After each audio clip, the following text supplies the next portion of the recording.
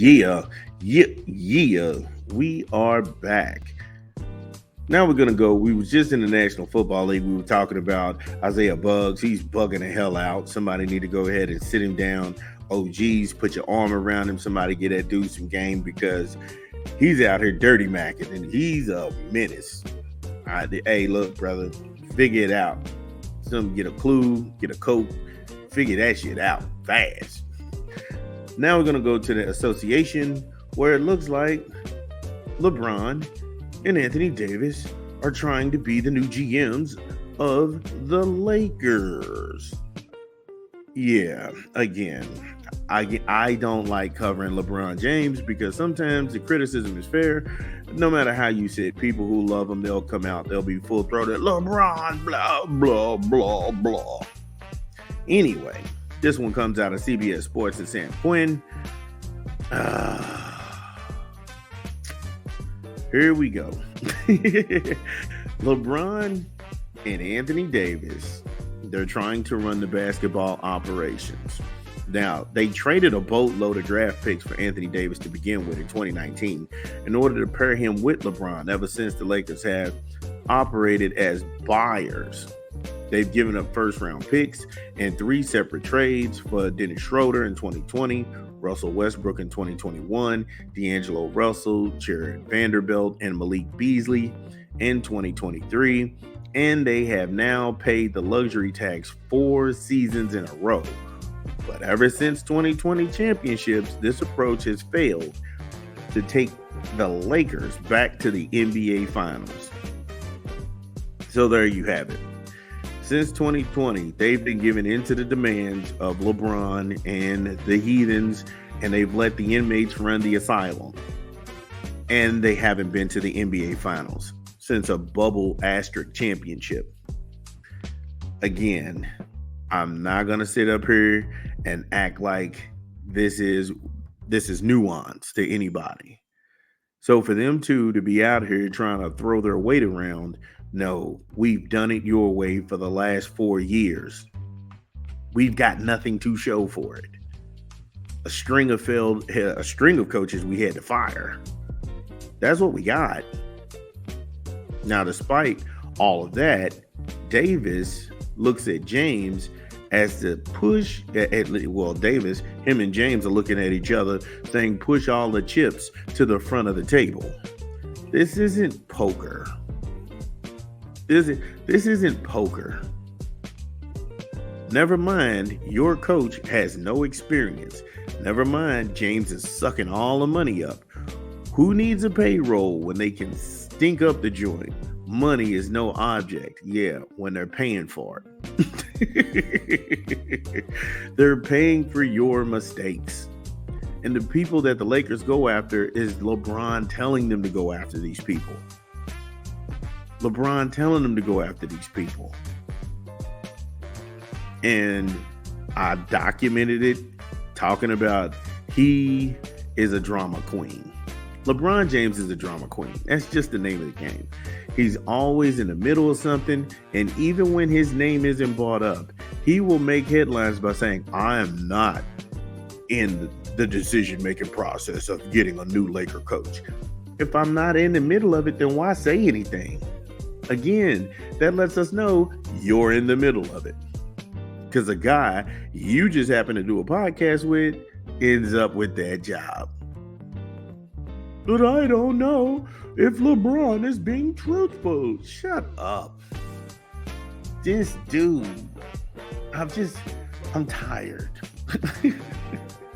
I'm tired. And we'll get more into these two clowns trying to take the Lakers to all new lows. When we come back from a quick 20 from the unofficial sponsor of the show, this is Big Bernadette Stupid. Drop the spot.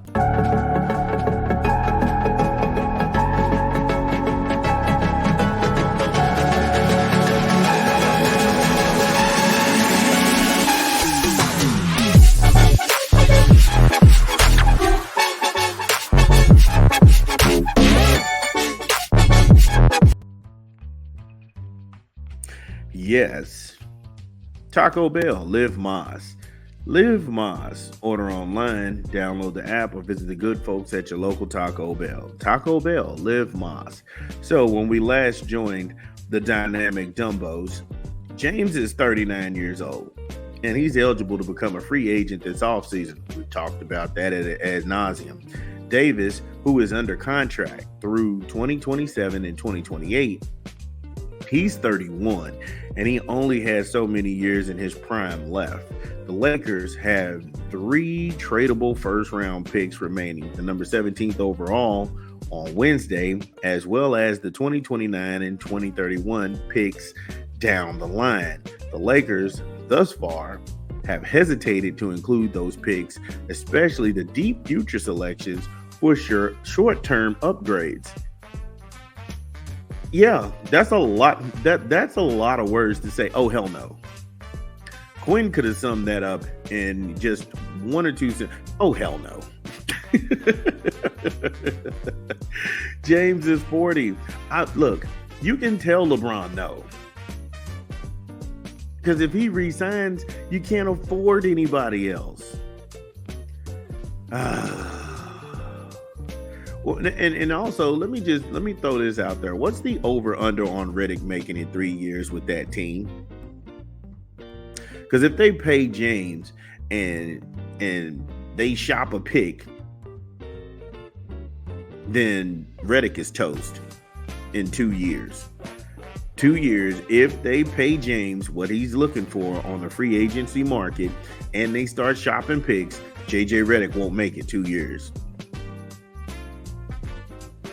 At least by the third, they would be looking to actually let him go. He would be on the hot seat. Again, you can tell LeBron James no. Show him the door.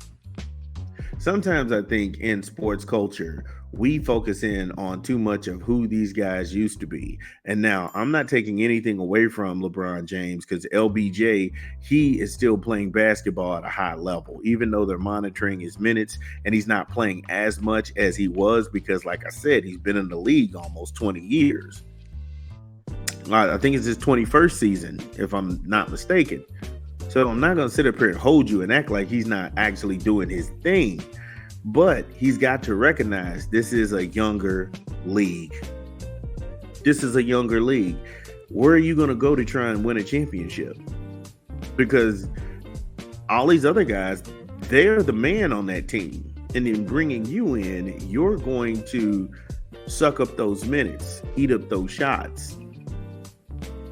You think if LeBron went to Milwaukee, Dame would be pissed because Dame plays on the ball. Yeah, you win a championship, but you're going to cut his minutes in half. You're going to cut into his shots. Giannis ain't taking a back seat. Giannis is like, oh, hell no, this is my team. This is my team. I'm not doing that. I mean, where else could he go? You can go to New York if you want to, but then that would mess up the flow between Brunson, Hart, DiVincenzo. I mean, sometimes you have to give people that reality talk. And I'm saying LeBron is worthy of said talk. But James and Davis would prefer if the Lakers would prove their desire to win this week by going all in for another elite player. This approach has obviously yielded mixed results in the past. Going all in for Davis, that won him a championship in 2020. What else has it done? What else has it done? It's got countless coaches fired in that same time span. So that's not a strategy to throw everything against the wall and hope you're going to get somebody. Because then I saw in the article where Quinn said that they was looking at DeJounte Murray. No. I just did a story where the Hawks were saying they couldn't even get full value for that guy. So he's not blockbuster. He's not going to move the needle one way or the other. Plus, I think Hood Schifino from Indiana is better than Murray. That's just my opinion. And the Lakers ain't even playing him. They shipped him out to the G League thing. Oh, my God. Somebody's got to quiet the crazy, at least between these two. Now, that would be Rob Pelinka. But he's on thin ice because him and Kurt Rambis the two arguably worst Laker players in history, they've gotten together and they've really made some bonehead moves. So he's on thin ice to begin with.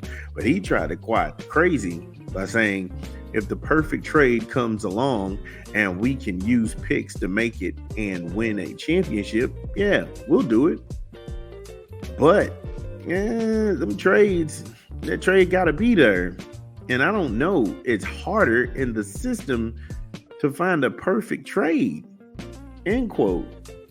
That's just saying, man, we don't have the cash to do this. We don't have the players to pull this off. Why are you two making my job extremely hard? Again, you want to play GM, but you don't want to pay GM. Yeah, that's a whole different conversation in, because everybody likes to get they, like I said, the pocketbook spending is no issue, but when it's your money, oh yeah, we got some constraints. Y'all been paying a luxury tax for 4 years. You haven't won anything since 2020. You can't beat Denver. You're not going to beat the T-Wolves. You can't beat Dallas. You're not going to beat OKC. Come on now. What are you doing? And if this was the old format in the NBA, you wouldn't even have made the playoffs because you've been in playing games. So at the end of the day, the big three just doesn't work. It hasn't worked in a decade. I don't know.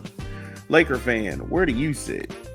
Do you want AD and LBJ to just shut up and play ball?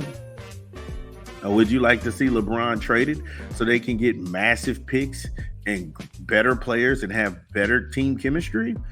Or are you on the side of LeBron and Anthony Davis to bully and extort the front office to get their demands met only to have a mediocre season?